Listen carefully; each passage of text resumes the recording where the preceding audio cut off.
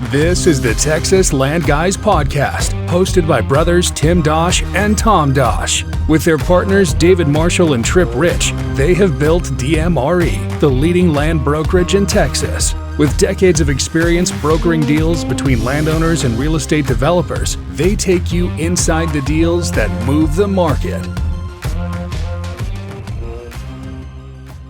All right. Well, welcome to the podcast.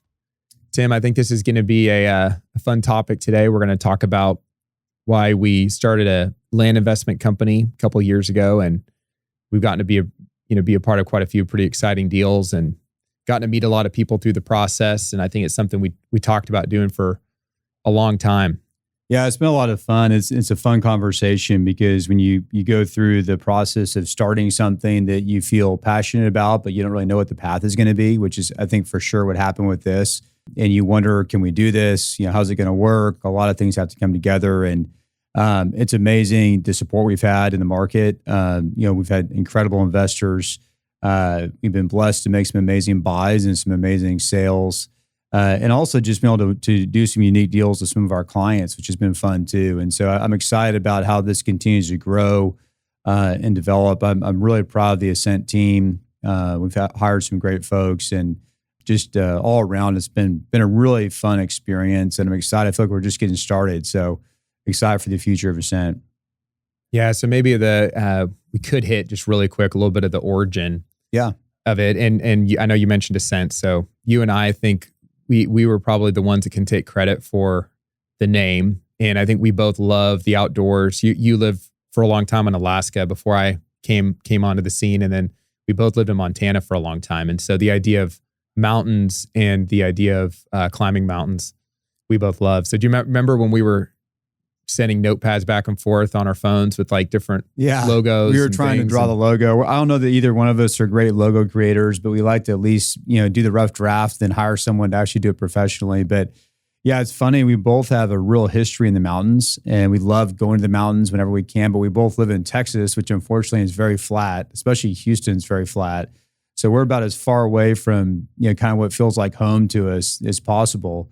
But we love this idea of, kind of the metaphor of ascent, climbing something and, ascending, to a height. And I think that's the goal with Ascent, is to go take something at one value and sell to another value, and to do it together with our investors. And we see our investors as partners in these deals. That's a pretty cool part of it. But, through the years, people would always say, hey, how do we invest in DMRE? How do we invest in you guys, or invest in what you're doing? You guys are doing so many deals. We love what you're doing. We love you guys. And it was always like, well, how are they going to invest in a brokerage firm? I mean, we do everything all cash. We don't need any money. There just isn't really a way to do that.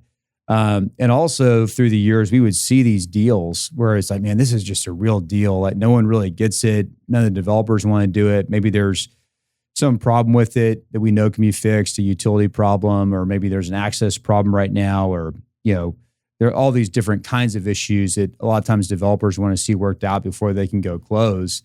And we just were never set up to go buy those deals. And so, eventually someone would buy them, they make a ton of money on them. And we were like, man, we just wish we could take advantage of that. So Ascent was really our answer to how do we include people in our business? How do we let them join with us in this opportunity to make money on these deals? And then how do we also invest in ourselves? Because we've done a lot of investing, a lot of private equity stuff, oil and gas investing, investing in all different kinds of real estate. And I think we've done really well. We've had some great folks we've invested with, but we've always wanted to know, like, how can we invest in what we know, what we feel like we're very competent in, we can add a lot of value in. And this was a way to do that. Yeah, that's a great point. And as you're saying all that, I'm thinking about some of the reasons why it took so long for us to actually decide, like, let's do this. Let's actually start buying properties. I know we had done a little bit of direct investing. You and David had bought a property, kind of unique circumstances, over 10 years ago in Houston, but we really weren't doing anything very formally. We were investing, like you said, with a lot of other groups, but not really on our own behalf. And I think one of the reasons was, there's this idea that you run into that's kind of stay in your lane. Yeah. And, we're brokers. And so a lot of times I think we didn't do this because we felt like, how are our clients going to respond, or how would the market respond? And it was actually probably being encouraged, seeing some other other groups do it. Some other brokers doing it in Houston, where they set up a company, and they were just really open about what they were doing. I think what people don't like is when you hide it, and they don't really know like what side of the table you're sitting on. And so I think for us, being able to be much more open about it, have an actual company, we're on that website. We're clear that we run that company. We also run DMRE. The ownership of the two companies is not exactly the same. So they're separate companies, but very complementary. And then what's been neat about it is actually, instead of it being a competition or a negative with our clients, you just referenced it, that our clients have been really positive. We've actually found opportunities to work with our clients. And I say opportunity because it was good for them and it was really good for us because we provided something that was needed. For example, we're buying our deals all cash. It's our money, and then it's investors' money. And as you know, and as we've talked about on other episodes, one of the biggest problems in the market today is developers don't have the capital to take land down. They have to close into just a perfectly packaged gift wrap box. It can't be just a land site that then they go and they figure out what they're going to put on it later and get all the permits. So we've been able to use just our strategy of really understanding the business and what makes for a good opportunity to then marry that up with our clients. And so now I think what's been encouraging, we've had Ascent, first properties we put under contract in 2021. Now we have clients approaching us, really large national clients saying, hey, we see you guys as another capital provider. And they're constantly pitching us on deals. And that's a lot of fun because it's one thing to bring an opportunity to a developer. And we've provided that service for years. It's pretty cool to bring an opportunity and to potentially be able to bring capital into a situation as well. And know that, we get to pick kind of the best of the best for our investors. And so anyways, I think that's been actually one of the more exciting things for me, is one of the reasons we didn't get into it for so long. It's actually been way more of a positive. I'm sure there's still people out there that they don't like that we're buying sites because maybe they see it as competition. But I think, the majority of our developer clients have all been very positive about it. Yeah, and we've talked before about, the biggest problem, or one of the biggest problems in the development space, is having a good pipeline of deals and having these sites when you need them, when you can capitalize them. And because the market's always shifting, in a hot market, maybe it's very easy. If you can get control of a site, you can get it capitalized, you can go really fast. In a tougher market, sometimes they'll go put a site under contract and have a hard time getting it capitalized. And they're sitting there under contract. They have to put up hard earnest money, which they don't want to do if it's not capitalized. The seller may not just keep giving them more time. So we can actually go in and buy the land all cash. We can close a lot quicker than, pretty much any of the developers can close. We can accept issues with sites that we know are solvable issues. So we've bought sites where we knew there were utilities coming, but we were 18 months out or 2 years out. Maybe there was an entitlement issue that we had to work through, but or we had to go assemble some other sites around it. We can go take some of that risk, that's pretty smart risk, and basically be a land banker for these developers, where they can decide when it's the right time to put the property into production. They can go pay a premium for that site.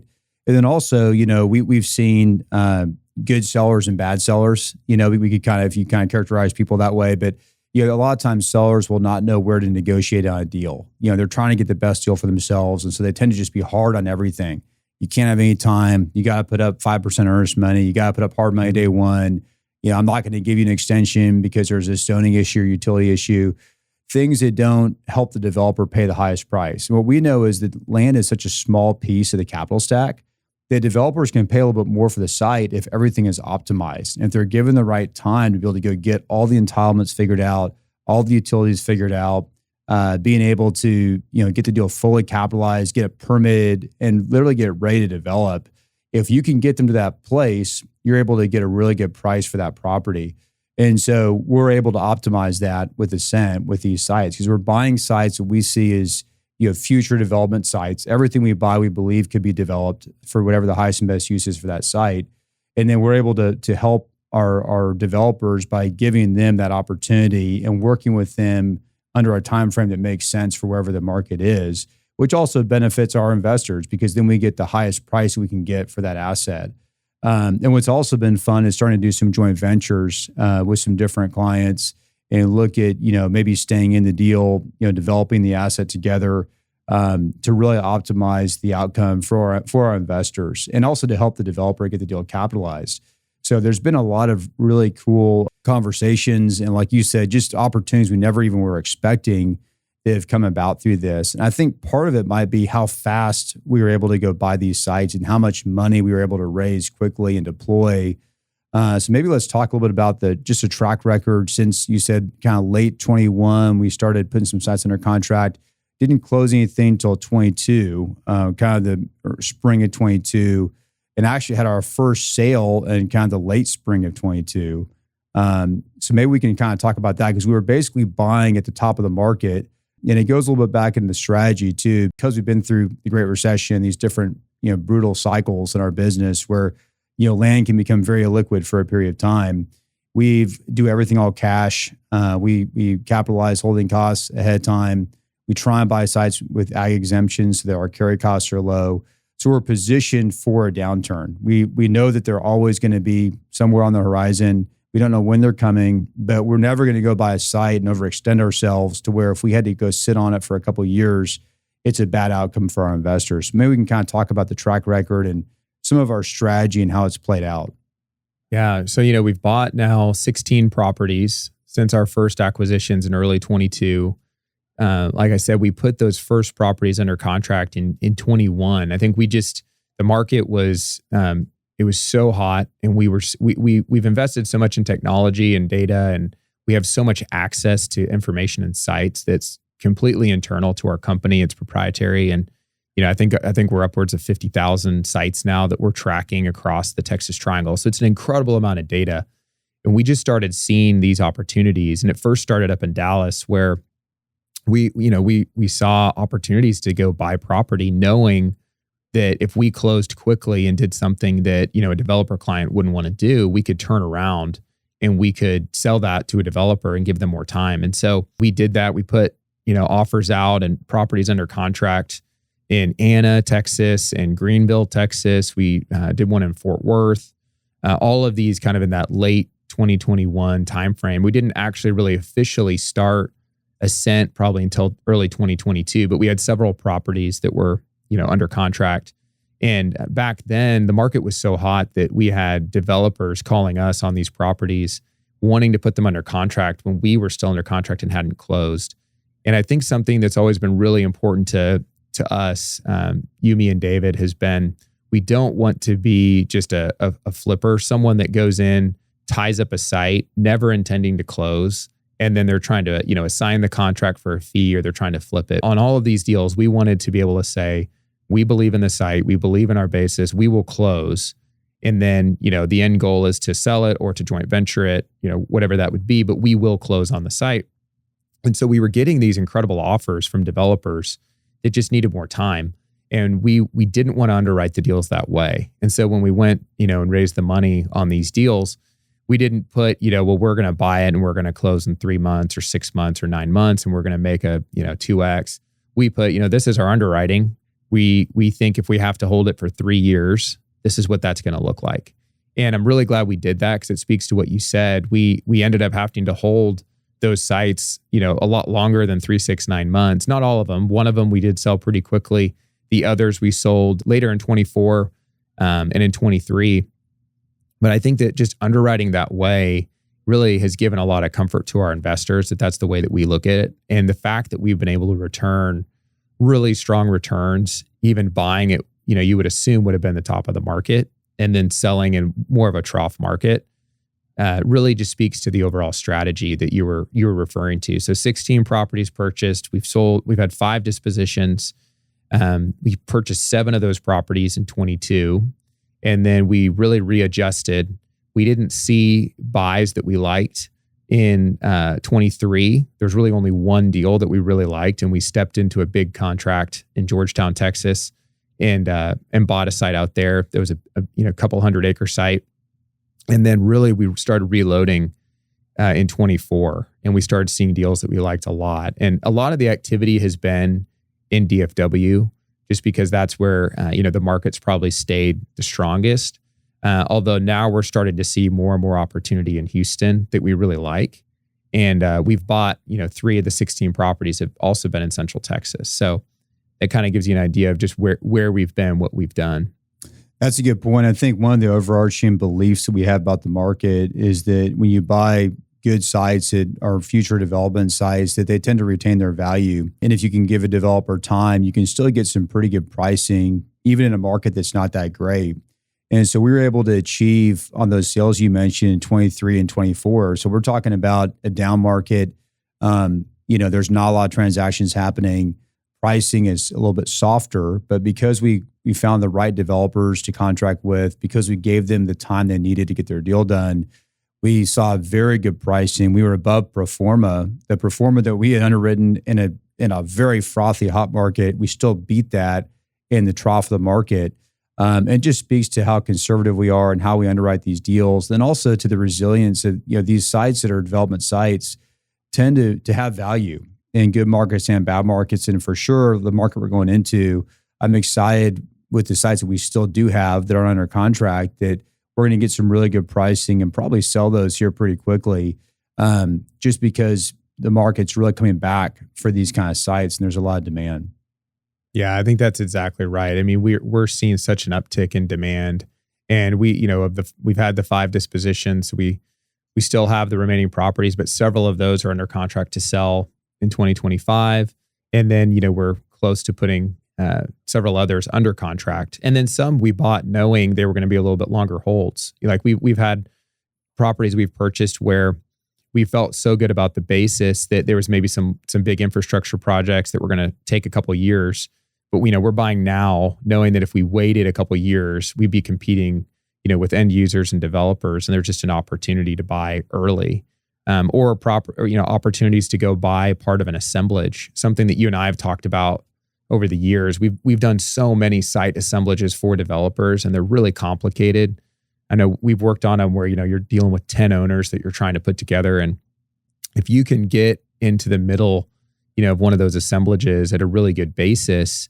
One thing we've talked about is just almost helping steer along the outcome by then working with the other owners, because we're in the business. And then now you're one of the owners to say, hey, if we all work together, we can really see a good outcome. And so we've also bought properties like that they take a little bit more work and time to execute, but the basis is really good and the overall business plan is really good. It just takes a little bit longer time. Yeah, we had a deal in McKinney that we bought that was like that, where there's a couple adjacent owners and there's a lot of issues with those ownerships that made the deals complicated, but we got a very attractive basis in our buy. And then just through the last 2 years working with the adjacent owners and working with a very quality developer, we're going to be in a good position to exit that property next year at a great profit to our investors. Because of that exact same strategy you just mentioned. And I think something we really wanted to avoid, and you referenced it when you were covering our strategy, was I think when I just said patient a minute ago, that's really important for us. And I don't say that as some kind of a cop-out that if you're just patient, this development's going to work out, because we have a very specific business plan. We have an underwriting. We have an end use in mind. We are buying these properties as a development, not just with the thought of it's going to appreciate. The growth has to get there. But patience is really important. And where we've seen people get in trouble over the years is other land investors putting debt on properties, and in some cases, significant debt. I mean, at the end of 2024, we've seen several really well-located properties go back to the bank, be foreclosed on. We've offered on properties like that, where in some cases it's hard to believe, but you have these land speculators that, the market was so hot, they were able to get debt and some kind of mezz debt. And you're talking 80, 90% of the value. And so obviously any kind of market correction in those properties were taken back. And so for us, the flexibility to be patient, we're dealing with the Texas Triangle. We're dealing with sites that are well located, that are future development sites. If we have low carry costs, then the biggest risk is really just time. And, hopefully we've really reduced that risk because of the properties we're buying. And, we're not buying a property that's maybe 5 miles further out and we picked the wrong part of town. Whereas if we would have been, for example, in Houston, if you're 5 miles further west along I-10, historically, that's not going to take long for the growth to get there. But if you're 5 miles further south, down 288, that could take 4 times as long to get there. And so I just think, I know, Tim, you have more history than I do going through the GFC, but we see land as a pretty risky investment if you look at traditional land investment. Mhm. And so we've really tried to recategorize in our approach to say that it's just a completely different approach to land investment than you're probably going to see if you talk to other groups that are doing land investment. That's a good point. We could probably talk a little bit about the strategy. So I think a big part of our strategy is making our money on the buy.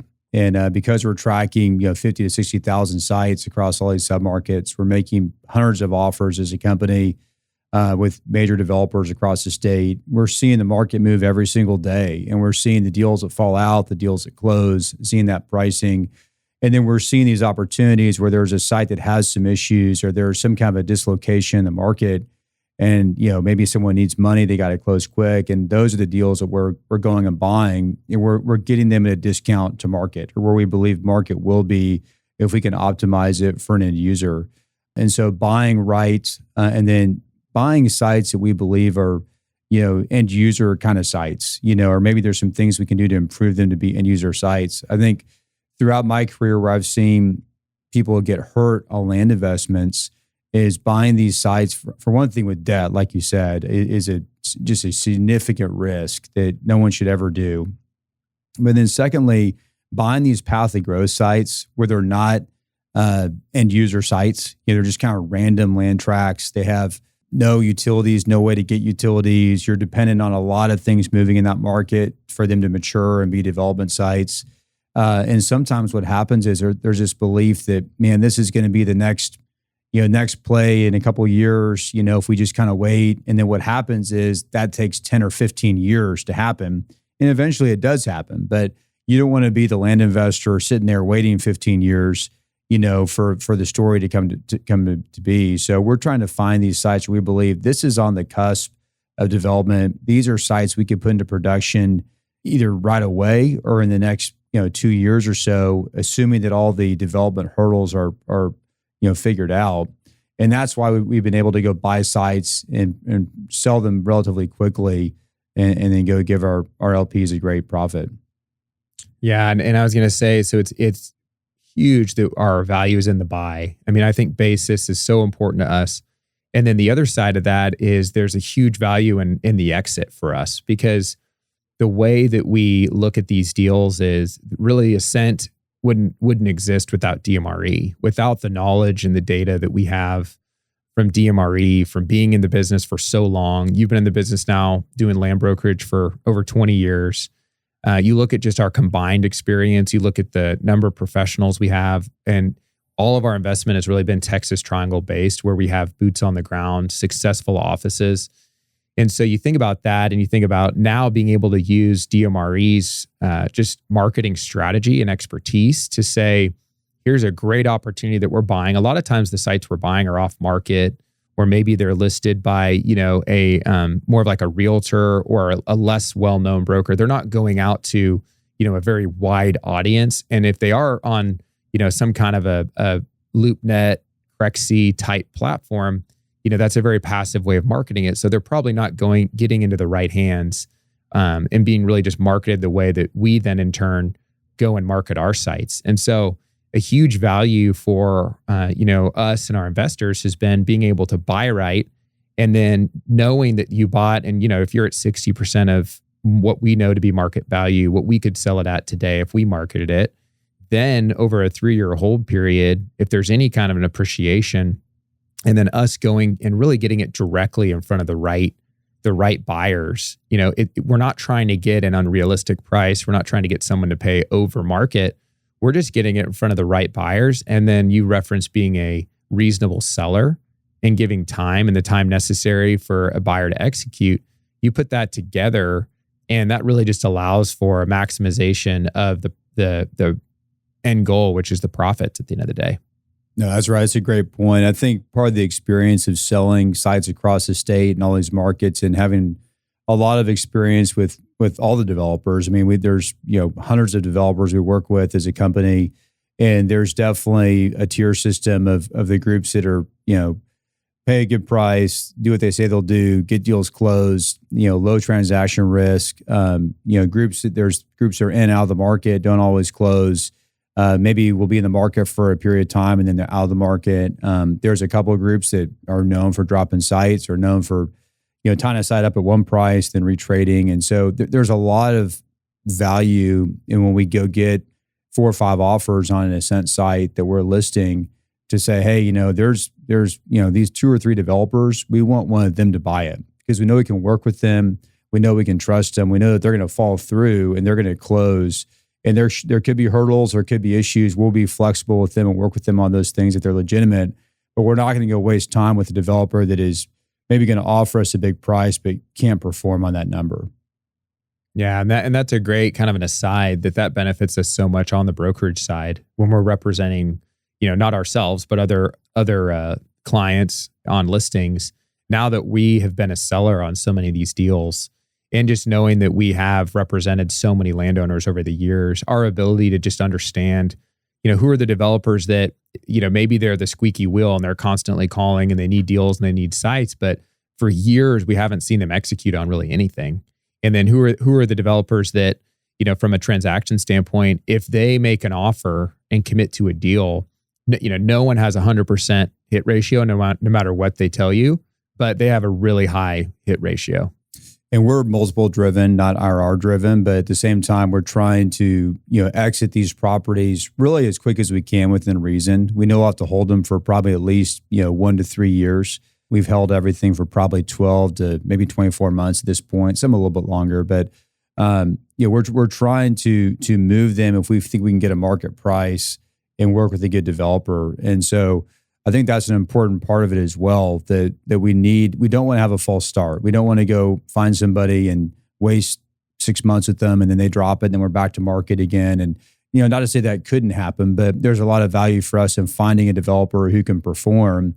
And then our whole period is, 12 to 18 months or 12 to 24 months. If we can kind of hit that window, that's a great window for our investors. Because our investors are mainly, high net worth families, family office type folks. They're looking to put money with us and just turn that money and be in for multiple deals, over time. And we've been very blessed that we have some great investors that align with us from a value standpoint. They're great people, and it's been fun working with them and being successful for them. And it's been awesome that they've wanted to continue to reinvest as we give them cash back and profits, reinvest that, back in more deals. Yeah. And I think, one thing that was really important to us when we started this was we're not in it for fees. Mm-hmm. And we put a lot of our own money in these deals. And I think that that's really important for a couple of reasons. I mean, pretty obvious reasons. One is, it keeps us really honest as to what we're doing. We're not out just fundraising and getting fees on deals and kind of regardless of what happens, we come out ahead. We're out putting in a lot more money than we're getting in fees. And what that really does is it makes us make really good decisions. And I think probably for you, me, and David, even though we're putting a lot of our own money in, it's even more important when any investor commits to our deals that we do well for them. And I think we probably take managing anyone else's money more serious than our own. So that's a big one though, because we've seen over the years, there's a lot of investment groups out there, it kind of doing everything, but that sometimes aren't really putting anything in. And it's just a different approach when you have more of your own skin in the game. Yeah, I think market is probably maybe 1% to 2% of total capital raised, is what the GP is putting in these deals. And in some cases, it's less than that.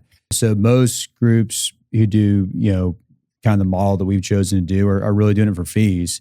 And that's the opposite of what we're doing. Like you said, I mean, all the fees that we collect, we're reinvesting in Ascent. We're hiring great people. We're trying to be the most effective investment company that we can be and the most sophisticated company that we can be. And then we've been anywhere from 10 to, I think, upwards of 30% of the capital stack on these deals, depending on the deal.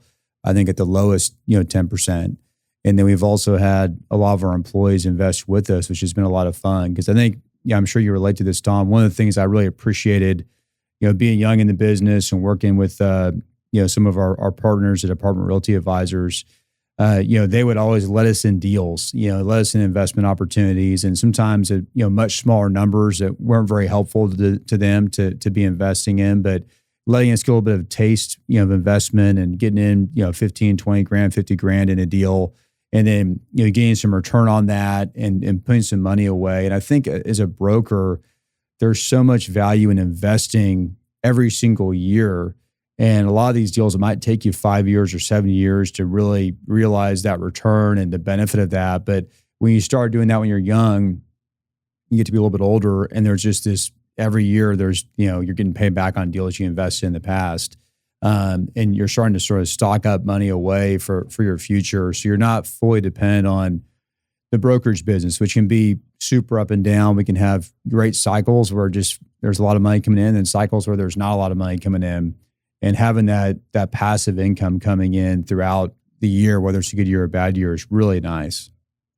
Yeah, I think for all of us, for our people, and for you and me and David, getting to invest in deals we're working on, things that we're familiar with.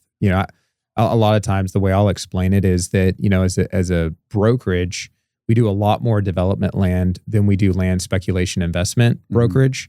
And so there's been many times where we've seen deals that we were just like, that's a no-brainer. I know you love to reference the Riverstone deal in Sugar Land, Houston, because it was such a unique site.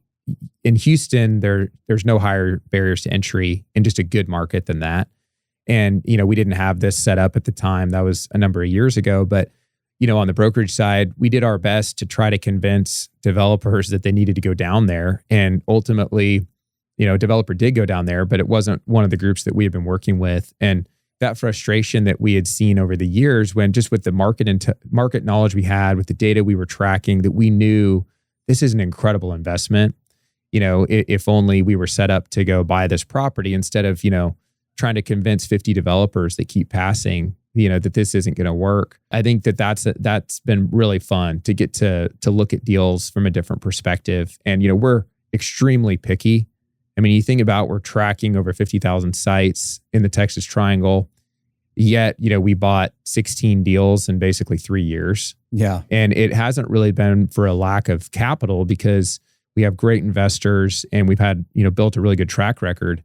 It's more just been, we're extremely picky. I mean, I think we offered on 100 sites in 2024 and ultimately closed on, 8 properties, which that's actually a pretty good hit rate. But there's so many properties we never offered on because they didn't even fit the parameters of what we would look at. And so it kind of goes to show we're playing with such good information on our side.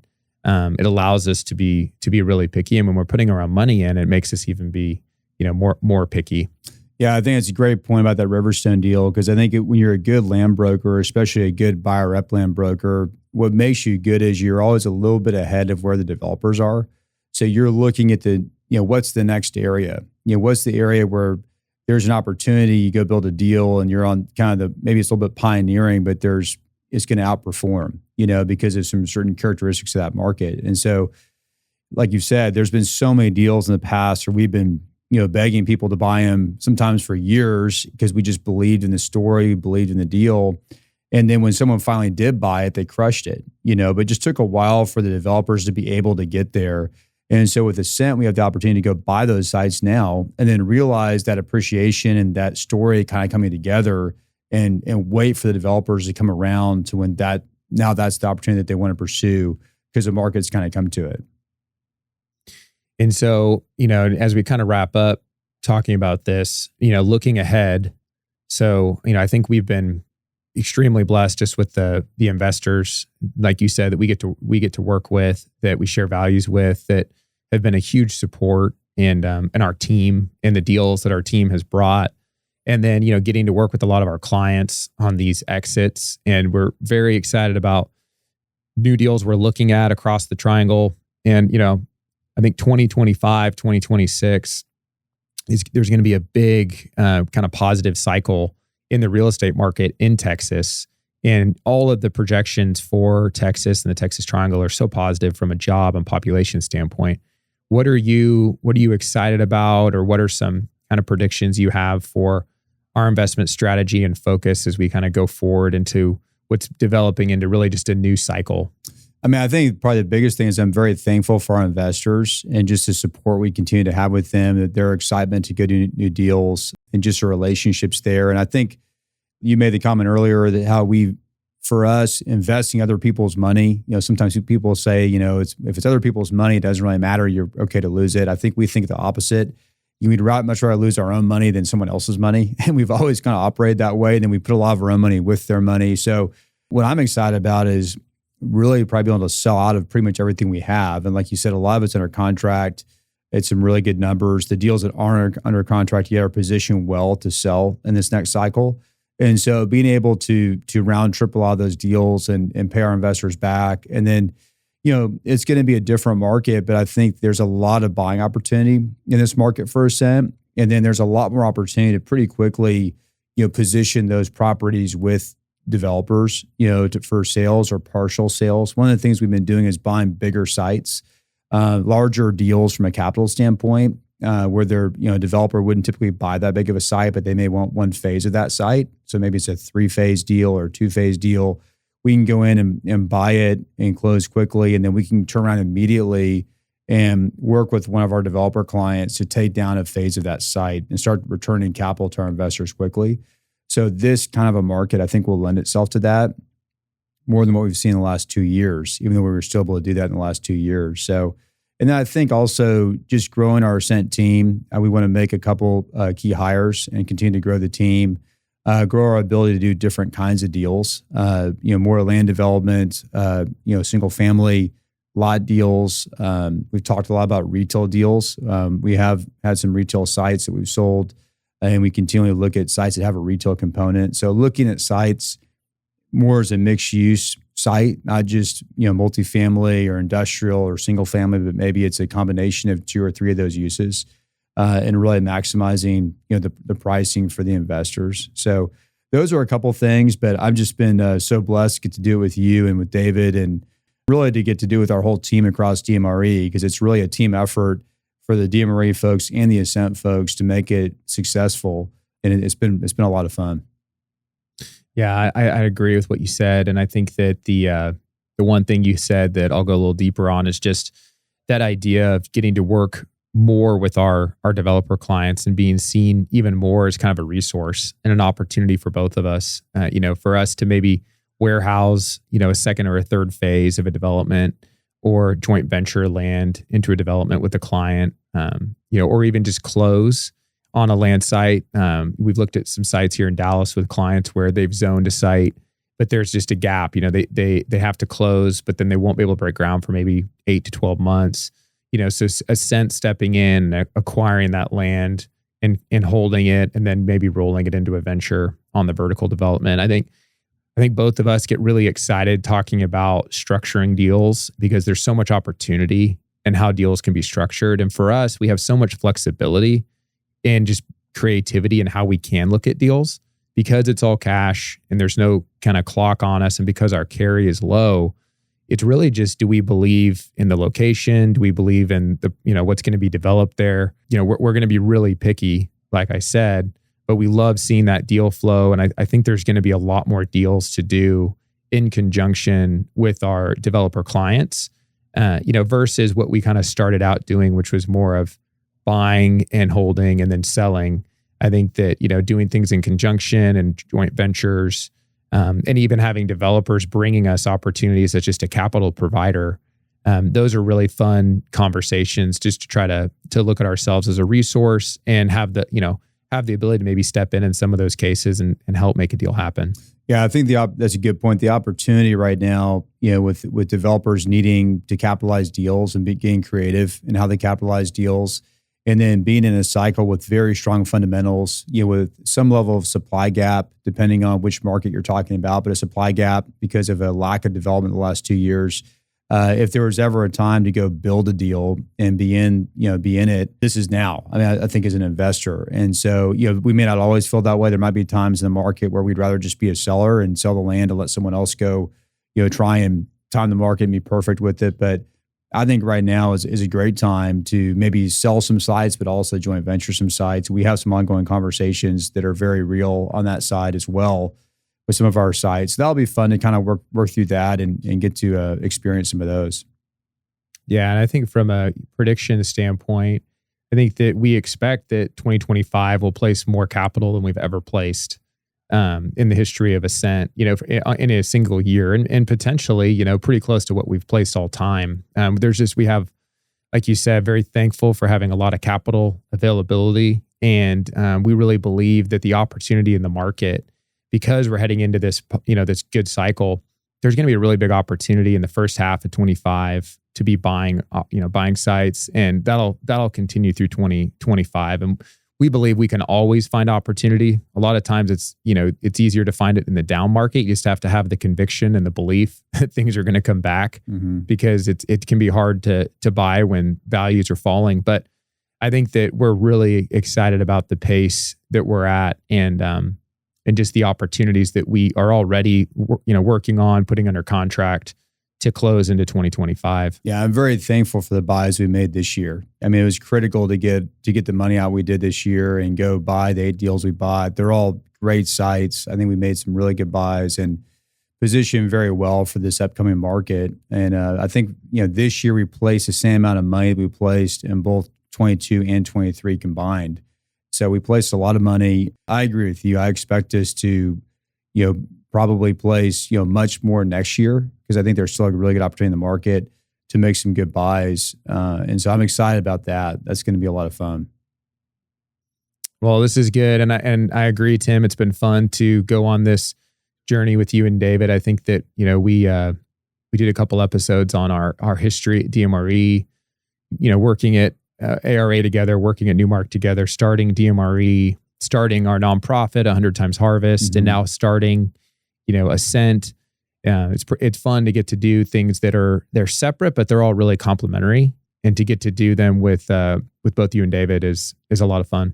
Yeah, we've been doing DMRE now for 7.5 years, which is kind of crazy since we started our brokerage company, and now we're entering year 4 with Ascent. So that's pretty amazing. It's already been that long, and to get a lot of success under our belt, a lot of deals done, and create a track record. We knew when we started Ascent that the biggest thing was creating a track record, and so now we can confidently say we've done that. And I think the opportunity is better than it ever has been. So I'm excited about it. Well, this is good. I think this was a good episode. Thanks, Tim, and we'll look forward to connecting again on the next episode. That's great. Thanks, Tom. Thank you for listening to our podcast today. If you have questions about land you own in Texas, send us an email at texaslandguys@dmre.com and follow us on LinkedIn to stay updated.